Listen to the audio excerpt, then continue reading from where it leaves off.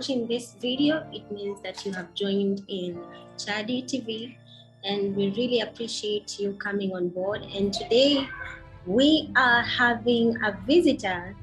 I'm waiting for her to join in. Her name is WINNIE TSUMA, and she's one of the formidable women from Kilifi County. And today we want to hear from her and to get to know her better and to get to know her experience, because she's now taking her studies abroad, which I also understand is one of the biggest desires of the intellectual women from Kilifi County, to be able to get education from a far off land. So it's a pleasure and it's an honor to have her. So we're going to have a small interview with her. I'm just waiting for her to join in. I'm waiting for her to join in. I'm not seeing her yet. But thank you so much for watching Chadi TV. So she is here. Awesome. Hi, Winnie. Hi. Hi, can you hear me? Yeah, I can hear you loud and clear. Are you in a position where you can come on board with video? Yeah, sure. I'm setting that up a minute. Okay, awesome. The problem is my, I don't know if you can see me clearly. My computer camera yake kidogo. It's Camera okay. yake kidogo.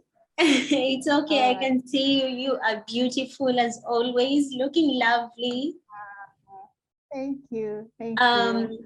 So guys, if you're watching this video right now, that means you have logged into Chadi TV YouTube channel. Thank you so much for coming, and thank you, Winnie, for taking time to join us today. We really, really appreciate you creating the time and the privilege.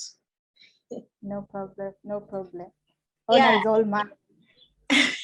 Yeah. And so just to introduce to you guys who Winnie is, we are honored and privileged to have such formidable women from Kilifi County. She is one of the leading women from Kilifi County who are knowledgeable of the law and are also into fashion. So, I mean, look at what she's putting on right now. That is part of her designs, right, Winnie? Yeah. Yes. So Winnie is an advocate of the High Court of Kenya, and she's currently pursuing her master's degree, of which she will tell us more about it. And also she has her own business running on the sides, which is Louis Designs.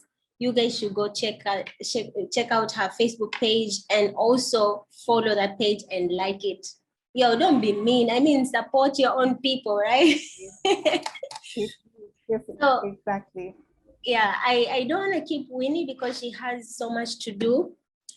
So we'll get right into what we are discussing. So welcome on board. This is the first episode for Superwoman. Really? Huh? Thank you. Thank you for being the pioneer. Yeah, you are the pioneer of this particular show. And I just want to ask you a few questions relative to you being a woman and relative to your career and your heritage. You know, we come from Kilifi County, and based on the statistics, relative to gender-based violence, we have so many pertinent issues. One of them being patriarchy and chauvinism. And so I would want to know, how much have you been affected growing up, assuming that you were born and raised in Kilifi County, just as a woman? Yeah. Okay. I did not face all those issues directly. Yeah. To start with chauvinism, personally, I did not face it. Because I thank God my father never discriminated like his female children from male children. Like he gave every child of his the same opportunities, especially education.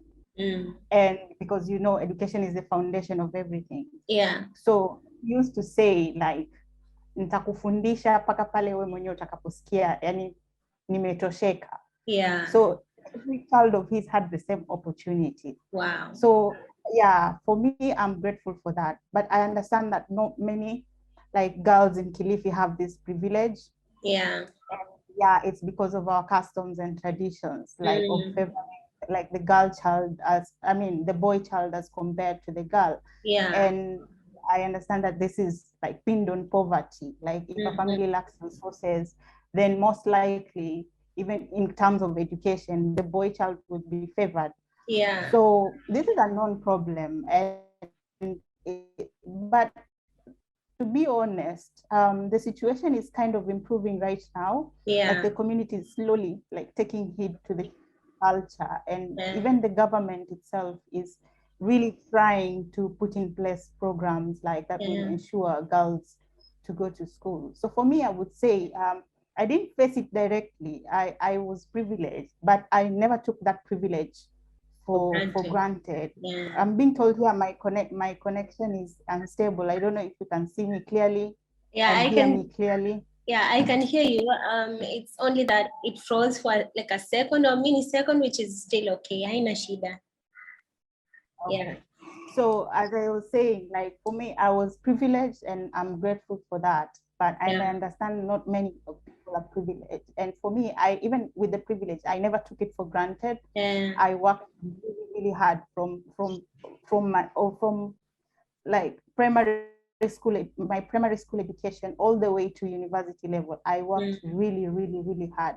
Yeah. And it's because of what the lessons that I had from my mother, who always reminded me of the importance of education. Like she always told me, like, education is really important and it's going to be your lifeline. So this is the reason why I really worked hard. I never took my privilege for granted. Yeah. So that's with respect to chauvinism. When with GBV, I personally never faced GBV, but I know people around me who faced it, including my own mother. I always say my mother is my inspiration because she went through a lot of things and I learned a lot from her. And she was married at a very young age. Yeah. And she was pregnant during her teenage years, and she didn't let that like stop her. She went to college and studied and become a teacher. Wow. And then after that, she got married. And during the marriage, she became a victim of GBV. Okay. But then she stayed for a while. But she always told me like her last strike was when she was beaten to, she became unconscious and was lying like in a pool of blood. Oh, so dear. Once she survived that, she told me that was her last strike and she had to just get out of the marriage. So I've learned about GBV from her. She always told me, do not tolerate GBV. Do not tolerate it, because if a man hits you once, or I don't want to mention like man, because GBV affects both genders. Even though the statistics like really tip on the side of women, but it really affects both genders. But if somebody hits you once, it's going to happen again. True. So personally, I do not tolerate it. And I always advise people, like, if it happens to you, you have very many sources, or other ways of seeking help. Do not stay in silence. Talk to people, seek help. You, in fact, the first thing to do is just you report the matter to the police station. And after that, seek help from your family members. There's other safe places that you can go to. There are places that are set up specifically for victims of GBV. So do not stay in silence, because the next thing you'll know, you'll be in your grave. So you do not want that to happen to you. So instead of just being silent, do something. Do not let your situation be your predicament. There are so many people who can help and want to help. So for me, that's, yeah. Wow. Well, I would say that in itself proves umetoka kwa lineage ya wanawake wenye wamejiweza, wakakamavu na wenye pia wamejituma. Unajua, Kabisa. kutoka kwa jamii yenye mama mwenyewe pia alipitia mapigo na mapito, na bado akaweza kukulea akakufikisha mpaka pale ulipopitia na pale ulipofikia. Ni kitu cha muhimu sana, na kwa hiyo I would say mamako pia ni superwoman, you know. And so labda kabla utoke Kenya kufuatilia masomo yako, nafahamu ya kwamba ulikuwa wafanya kazi kwa county kama wakili.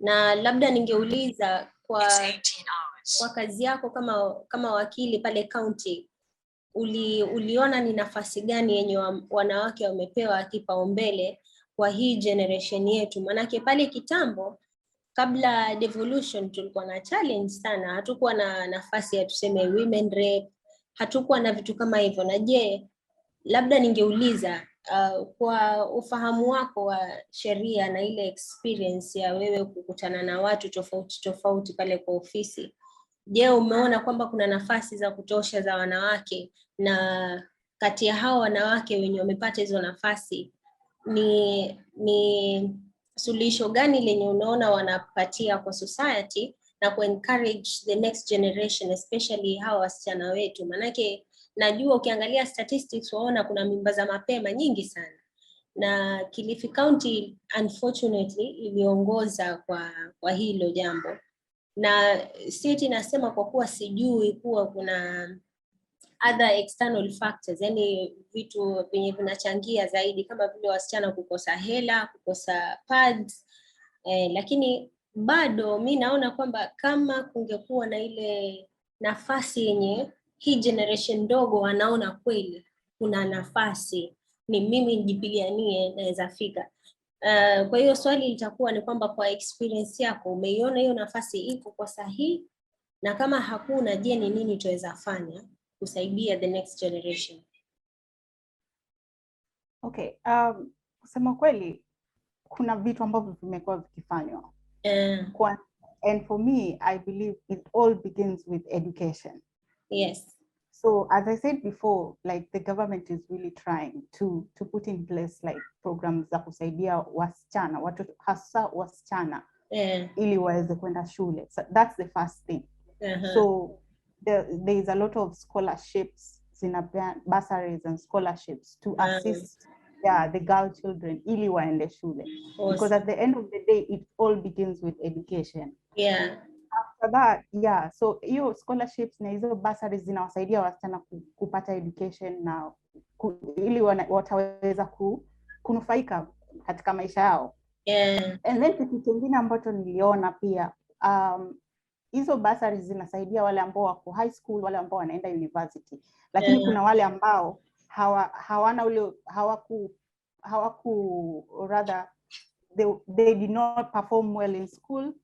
And so pia wale hawajasahaulika pia. So what I saw is that the county government was doing is that there was vocational training centers. Zenye pia zilikuwa zina accommodate wale ambao hawawezi kwenda university or like colleges. So the vocational training centers zenye ambao zinachukua au zinafundisha zile courses zile ndogo ndogo, mechanical courses ama tailoring, hizo courses zile zingine ambazo hazipatikani kwa like universities and other colleges. Exactly. So there was that the government was also providing. Okay. So aside from in terms of education, what I also saw is that kulikuwa na economic empowerment programs za kusaidia akina mama ili kuwafanya wajiweze kimaisha, unaona, because at the end of the day shida kubwa Kilifi ni poverty. Ni kweli. Poverty inasumbua, na poverty ndo ni cause of all the vices in the society. So once you help people once you empower people economically, hapo ndo at least watajiweza kimaisha na wataweza kujisaidia katika zile sehemu zingine zote. So yeah, I also saw that the government was doing that in terms of provision of like loans. Tuseme kulikuwa na ile kitu inaitwa mbegu fund, so ambayo ilikuwa inasaidia akina mama wakina mama kujiendeleza kimaisha. So there was a lot that was being done kusaidia wasichana, kusaidia akina mama, na pia katika zile sheria zote zenye zilikuwa zikipitishwa county kulikuwa na like kisetiwa kama committee ama board. Utapata kwamba lazima katika hizo memberships tunaweka wa mama, yani kuwe na representation ya mama, yani somebody to represent women in Kilifi. So there was a lot that was being done to assist women and girls. I'm not saying that the government did the best, no, but a lot has been done and a lot is still yet to be done. So kulingana na mimi hivyo ndo niliona, na pia najua kwamba kuna mengi ambayo bado lazima yafanywe. Na labda ningekuuliza ni drive gani yenye umekuwa nayo? Drive sijui kwa lugha ya Kiswahili ni nini jamani, watazamaji mtanisamehe, lakini tutajaribu tuweke translation hapa chini, maana najua lugha ya Kimombo kidogo imejaa hapa. Tutaweka translation kwa niaba yenu, lakini ningeuliza wewe kama mwanamke wa Kilifi County, unajua nikisema mwanamke wa Kilifi County namaanisha kwamba umelelewa ukiona, hata kama hauko umeipitia wewe mwenyewe, lakini umekuwa ukiona na umekuwa ukiinteract na watu labda wenye wamepitia ama watu wenye wako na hizo challenges. Na kwa hiyo ningeuliza wewe, kwako drive iliyokufanya ukaamua mimi nitakuwa wakili na mimi siku moja nitafanya kazi kwa county, nisaidie wanawake kama mimi, unaona, na pia nitajiwekea nafasi nisome kwa bidii na nifike kwenye nataka kufika, kama ni PhD ama nini. Ni msukumo gani wenye umekuwa ndani yako? Maana najua sisi watu wetu yani unajua watu wetu tuna shida, yani mwanamke goli yake ya kwanza huwa ni kuolewa, unajua kimijikenda. Mimi nimejika, mamangu ni Mgiriama, babangu ni Mkauma, kwa hiyo mimi nimejikenda 100%, na hiyo shida basi naitambua kwa ndani nje. Maanake kwa society yetu sisi tumedharaulika sana huko nje, ya kwamba hatusomi, hatupendi masomo. Wanawake kwa jamii wakilelewa kuanzia udogo, hata ukiwa unafanya mistake unaambiwa sasa wafanye hivyo, ukiolewa vitakuwaje? So ukiambiwa saa zote kukanywa ni kwa ukiolewa vitakuwaje. Ukitaka kusoma career fulani unaulizwa, je, utaweza kuolewa ukiwa wafanya hiyo? Kwa hiyo drive yako wewe ama ule motisha wako motisha umekuwa ni nini? Well, venye umesema ni kweli. Kama yani Kilifi inajulikana, Kilifi yani inajulikana kwamba watu hawapendi kusoma kabisa. Yani hata mimi mwenyewe kwenye nilipokuwa nimeenda Nairobi kusoma, I did my undergraduate degree in Kenyatta University, and I remember kila saa nilikuwa nikisikia naambiwa tu umetoka Kilifi, wow, yani mtu anashtuka wow, and you're a lawyer, wow, yani mpaka nilikuwa nashangaa kwani kunaendaje? So hapo ndo nikaanza kurealize kwamba ni kweli, because I never used to see that we are many people from Kilifi. So hata mwenyewe ukiwa hizo side unaangalia like unategeshia, ukisikia mwenzako kama kuna mwenzako ametoka Kilifi, you recognize them because we are not so many. So hiyo problem iko kweli Kilifi. And for me, I didn't grow up around many people many women who made it like in life. I didn't have many women to look up to ambao wote wanatoka hapo Kilifi. So it was only my mother that I looked up to. And hata mamangu mwenyewe yani si Mijikenda, mamangu ni Mluya. She was born and bred in Malindi. So essentially akona zile values za Kimijikenda, but yeye yani yeye si mkwetu. So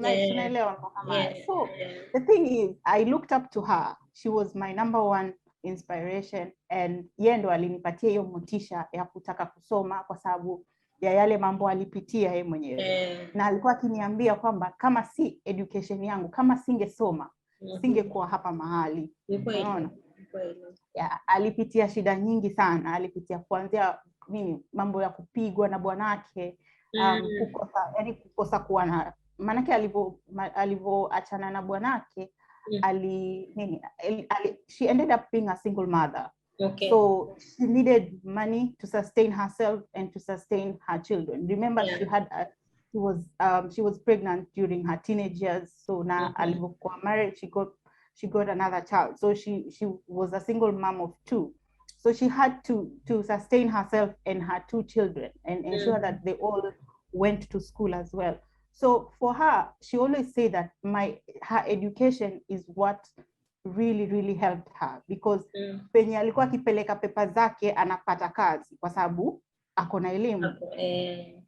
So for me, she was my motivation. Nikimwangalia yeye, hata mimi nilikuwa nataka nasema hata mimi pia nitasoma, because mimi kwetu Malindi nilizaliwa Majengo. Kama unaelewa Majengo is not a very good place to bring up a child, especially a girl child. Yes. Kwa sababu there's a lot of prostitution going on. So unakaa unakuwa ukiona kwamba the only way I can make it in life is kupata mzungu. Unaona? So nilipokuwa mdogo nikiishi Majengo, nilikuwa nikiangalia tu, naona tu watu wanaolewa, watu wanaenda Lamu Road kutafuta wazungu, watu wanaenda zao Italy. So I grew up knowing it's either education ama pia mimi nitafute mzungu. Unaona?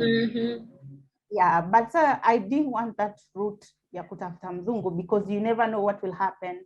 So for me, my only option was education. Alafu pia I had one father who was very, very tough on me. Like, I always called him a dictator. Because he was really, really tough. So the good thing is that alikuwa ako radhi kabisa kukupeleka shule kusoma kila kitu, lakini the only issue he had was alikuwa akiniambia mimi nikijitolea kukusomesha, please do not let me down. So I always had that ringing in my head, I cannot let my father down. So for me, nilipokuwa nasoma I went to Silver Sands Academy in primary. So all through Silver Sands, I always worked hard, because every day my father alikuwa tukifanya exams, results ikitoka, anataka report form, nione umepata ngapi. If you got below like B, it's going to be a problem. So unaona, so those kind of pressures, hizo ndo zilikuwa zinani ground. So at the end of the day, I end up becoming like a formidable woman. I can't say I was that bright, but I really performed really well. So because of my parents. So kama nilivyosema, sikuwa nikiona yani wanawake wengi ambao they are making it in life in terms of education. No, I did not have such women to look up to other than my mother. So once I became like a grown up, and I started realizing about there's so much that needs to be done. In fact, in Kilifi, our culture is just letting women down. So we need to do something. So that is the drive that I had all through law school, that we need to do something. So after nilivyomaliza law school, I came back to Kilifi. I worked for an organization called Cradle, the Children Foundation. In which we just assisted girls who got pregnant. We assisted them in terms of prosecuting like the perpetrators when were like sexually violate them. And helping them just to get back their lives. So after that I went back to Kenya School of Law. I did that 1 year, and then I found my way back to Kilifi again at the county government. Because I really, really wanted like to do something that will be of value to my people, you understand? So I found my way back to Kilifi because I felt like being in government, that's where you make the real change. Really? Because that's where, because ukiwa kwa NGO ama nini, you will make the changes in the community, but at the end of the day, you're going to need laws which will like set up programs and policies that will make those kind of changes that we need in the community. So for me, I felt like for me to be able to do that, to be able to be that, to have that kind of influence, I needed to be in government. So that's how I found myself in government. Wow. And luckily, I also made my way to this unit called legislative drafting. So for me, basically, I was in charge of all policies and legislations in government. So bill zote zikipitishwa county assembly, they had to pass through my desk. I review them and make recommendations in consultation, like the departments. So then we recommend to the governor. So everything to do with policies and translating those policies into law, I had to, like, they had to go through my desk. So at the end of the day, I really like made a lot of change. I was really, I was a big part of the change that was happening in Kilifi all through the years, from 2015 to 2020. That's when I left Kilifi to come here. So I was a part of all the big changes that were happening in Kilifi in terms of all the laws that were being put in place and all the partnerships that the county government was entering into with different stakeholders. I was a big part of that in terms of negotiations and just supporting the departments. Yeah. Wow. Well, Jama, that is indeed a superwoman. Nakwambia mmoja wetu, nakwambia alienda akakaa na wale wakubwa wanatengeza sheria, lazima ipite kwa mkono wake. That is amazing. Hiyo mazee, hizo ndo goals zetu. Sisi tuko nyuma tunafuata miguu zako. Unajua, you're an inspiration to many. Jinsi vile ulikuwa hauna mtu wa kuangalia mbele yako, kuna watu kama sisi mawakili wenye tunakuangalia kama wewe na tunajua huyo ni mmoja wetu, na kama amefika pale then yoyote wetu yuweza fika, unajua. Kwa hiyo asante sana kwa ile kazi unaofanya, asante sana kwa ile kazi uliyofanya miaka 5 kwa Kilifi County. Na je, baada umemaliza shule na masters yako, unatumai kurudi ama unatumai kukaa huko? Niko umehama Kenya ama bado huko? Kusema kweli, kila mtu ananiuliza ile swali yani. Manake wajua kuhitaji. Ni kweli, but the moment unakuja huku mazee unaona life huku, life huku iko poa. So unaona hata venye mashavu yamekuwa. So lakini kusema kweli, I have to come back home. I really have to come back home because first and foremost, I came here under a scholarship. I got a scholarship from the UK government. It's called the Chevening Scholarship. It's normally, Chevening. It's a fully funded scholarship, and it's awarded to anybody or who has experiences that demonstrate that they have the potential to be future leaders. Like you need to show influence. You need to show you have skills in networking that create changes in your communities. So so that kind of scholarship is awarded to such people. So the thing about the scholarship is that you have to come to the UK, you pursue your degree, and the degree is normally for 1 year. And after that 1 year, you have to go back to your country and put in practice what you have learned. Okay. So now that I've just finished my degree, I have to come back. I have to come back. It's just that I got an internship that I'm currently doing. I got an internship with the UNFPA, which is an agency of the United Nations that deals with sexual and reproductive health. So through the University of Bristol, it nominated me to go to London and work for this organization for a period of a couple months, like 5 months. Okay. To be able to amass this experience and because you understand that sexual reproductive health rights in Kilifi is also a problem. So I felt like this is a really, really great opportunity for me to be able to get this experience. And even when I come back to Kilifi, I will be able to put my experiences in practice and also be able to use my networks that I have gained from my work here. So I'm currently working for UN right now for around 4 or 5 months. Then after that, I will come back to Kenya, and according to Shivini, you have to stay in your country for 2 years. So I'll be back to Kilifi, working with the county government of Kilifi, and also I would like to do something on the side, like to help to have a direct impact on girls in terms of helping them with to realize their sexual reproductive health rights. So that's something that I also want to do, and I'm calling upon any community-based organization or NGOs that are currently working on that area, if they need to come together, or rather if they need someone to assist. I'm calling upon them to reach out, and so that we can work together, because it's an area that I'm also really passionate about, and I'm really, really looking forward to starting something as well when I get back in Kenya. Wow, awesome. And maybe just to start you off, there was a certain event that I happened to cover under Chadi TV, and the event was in Kilifi County. Ilikuwa inasema Mama Ongea na Mwanao.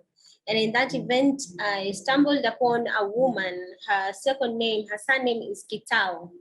And the woman is one of the incredible women I've met within the county. And she's doing something really commendable. She has a CBO where they push for reproductive rights, particularly getting advanced checkups for cervical cancer, because apparently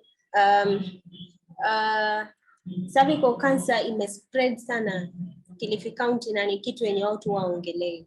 Kwa hiyo anasema hiyo CBO iko na wanafanya awareness, lakini hawajapata support. And so I think I will find ways to link you guys up. I'm sure you can do something incredible. I'm sure with your leadership and partnership, perhaps with them, you can be able to do something for the county as a whole and generally speaking. Now, you had mentioned that you have finished your masters. Hujatuambia kama ni masters kwa area gani, ndio to advise wasichana wetu. Watu wangu, someni. Education is the biggest investment that you can never go wrong with. Sindio?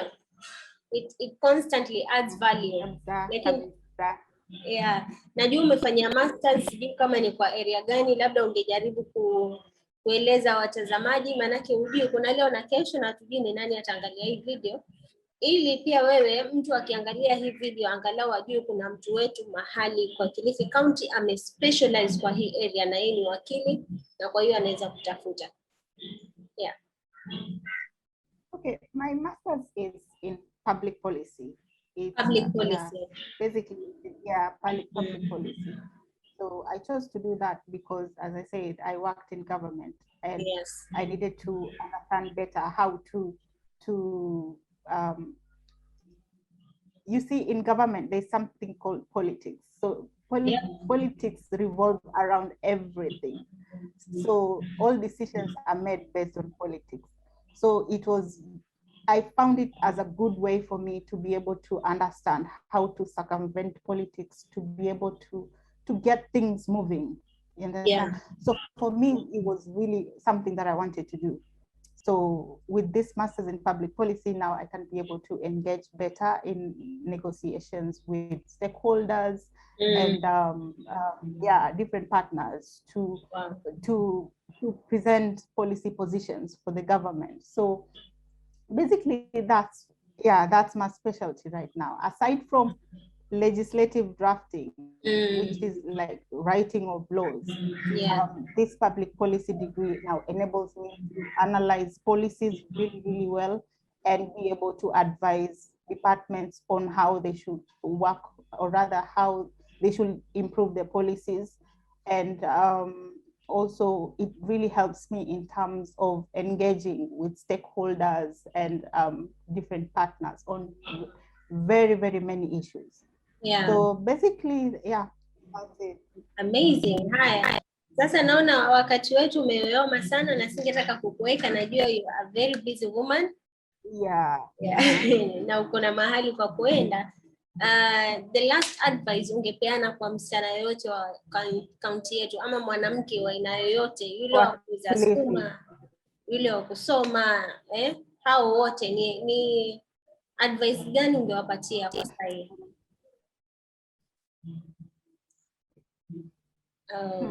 Advice.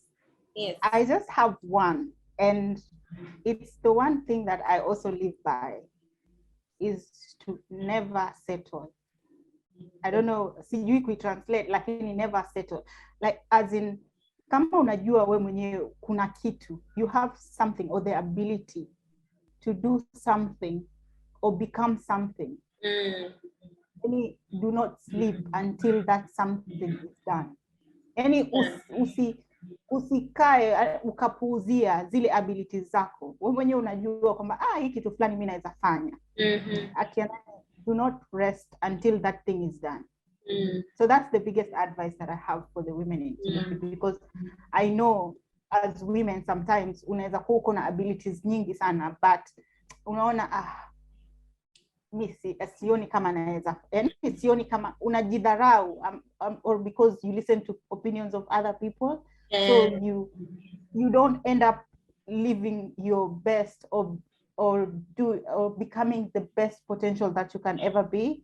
So wanawake wengi sana tunajilimit, unaona, especially kama umeolewa, umeolewa uko na watoto, so we normally limit ourselves. But if you have the potential to be a better person, don't settle or don't limit yourself. Wow, that's amazing. Haya, mshaambia watu wangu, hata kama wauza mboga na wajua kesho unatamani uwe na restaurant, usiachie pale kwa zile mboga. Ng'ang'ana, jikakamue, hakuna mwisho wa ile capacity yako ya kuwa mtu bora kwa hii community yetu. Na kama unaona moyo wako unakusukuma, wewe unasaidia na wewe unafanya kitu fulani kwa jamii, usiache mpaka upafike hapo. Maana najua maisha ni haya mamoja yenye tuko nayo, na lazima tuishi vile tunavyopaswa kuishi. Jamani Winnie, nashukuru sana. Thank you so much for your time. This has been a privilege and an honor to have you on board. And I really, really, really appreciate you. So allow me to stop recording and end this meeting. But I appreciate especially the fact that you have emerged to be among the few pace setters that we women have in Kilifi County. We are not letting go of the images that we have already. Kina Aisha Jumwa, she's well outspoken and hard-headed, for the lack of a better word. When she stands up for something, she stands up for it. She doesn't really care whether it's right or wrong. And we also have our honorable women rep, which, you know, we really appreciate. But we also have people like you. You might not be on billboards and posters, but you are making change. You are affecting the community in a positive way, and we really appreciate that. I know kuna msichana mahali hapo ataangalia hii video na ajue one day naweza kuwa kama Winnie. Najua siku moja mimi pia naweza, mwanzo ndoto kubwa sana watu wetu ni kutoka Kenya, si ndio? Lakini this time umebadilisha mchezo kabisa. Si eti unatoka ukiwa umeolewa na mzungu ama unatoka kwenda kufanywa mtumwa wa kimwili, lakini umetoka kwenda kujisimamisha wewe mwenyewe kimasomo, which is amazing. Thank you so much. I know I have sisters and I want to have more people like you in our community. Manake tumedharaulika kwa muda mwingi sana. kila ukienda apply kazi jina lako likitokea wewe ni Mijikenda waanza kuangaliwa mara mbili, unajua. Lakini tukiendelea kujituma na tukiendelea kujikakamua kimasomo, especially sisi wanawake, najua tutabadilisha community yetu, na siku moja pia sisi tutakuwa na president mwenye ni Mijikenda. Amen to that. Haya, thank you so much, my dear. Thank you for having me. Thank you for having me. All right, you're welcome. Haya, bye.